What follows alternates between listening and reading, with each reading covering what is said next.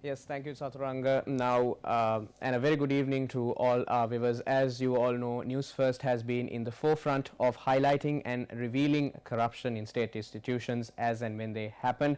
And the corruption or the misdoings or misappropriations which have been happening in the energy sector of our country has been highlighted by News First for a prolonged period of time. And I am going to bring you one such report which has happened in the energy sector.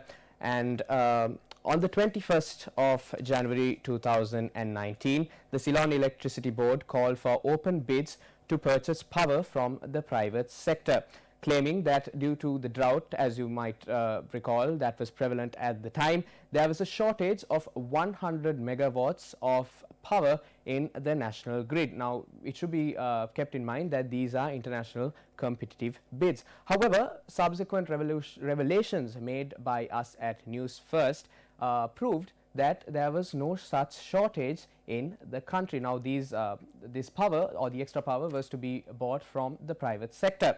Now, in reply to the evidence and what we proved from News First, Ravi Karunanayake, who is the subject minister in charge of power in our country, cancelled the process of calling for bids and said that they will not purchase power from the private sector. On the 17th of March, the second generator or generator number 2 of the Norachole power plant, the coal power plant in Norachole, malfunctioned, causing power outages in various parts of the island, as you may recall. Now, taking this into consideration, the Cabinet of Ministers approved the purchase of 170 megawatts of power, although the initial requirement was only 100 megawatts of power to be brought to the national grid.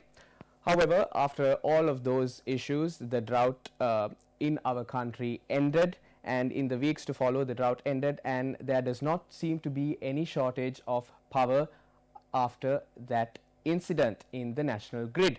But on the 11th of April 2019, a meeting was held between CEB officials or officials of the Ceylon Electricity Board and the officials of the Ministry of Power and Renewable Energy, and Minister Ravi Karunanayake, the subject minister, has also attended this meeting. Now, that is one such notable fact that should be kept in mind.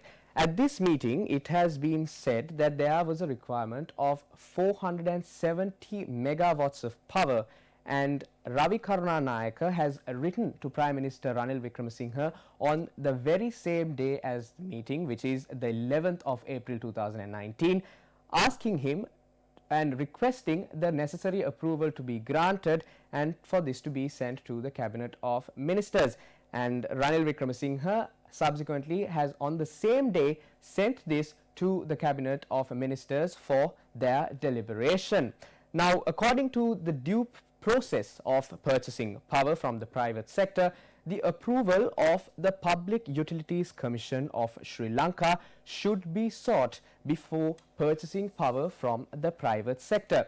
Now, the Public Utilities Commission of Sri Lanka is the watchdog of economic, safety and technical regulator of the electricity sector in the country. This is mentioned in its website itself. These are not my words. Now, thereby, if there is a shortage of power, the Public Utilities Commission of Sri Lanka has to give approval to purchase power from the private sector following an open tender process.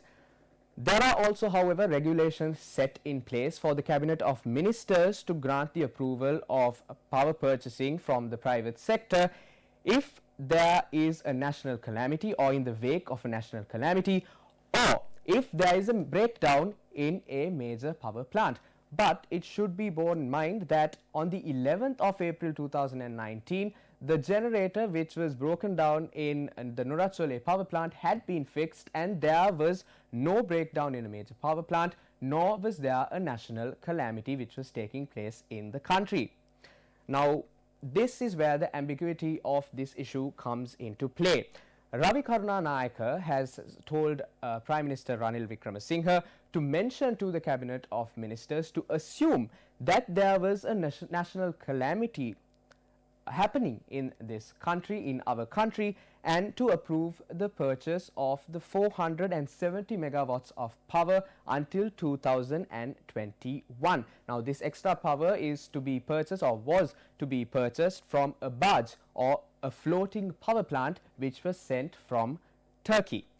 It has also been revealed that at the meeting which was held on the 11th of April 2019, that this power shortage has occurred as a result of the development plan to construct several power plants across the island not being followed. Now, this development plan has been set in motion to be carried out between the years of 2018 and 2037.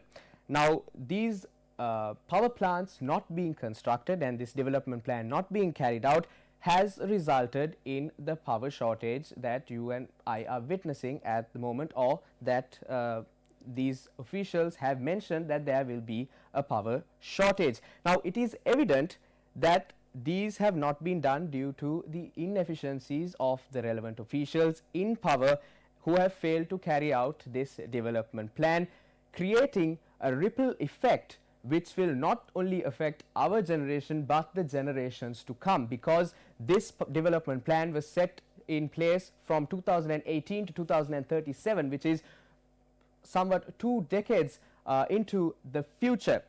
Eventually, those who have to pay for these inefficiencies, this ignorance of the officials in power, will be the consumers and the general public of our country. And to put that in context, it will be you and I who will suffer as a result of the negligence of these relevant officials.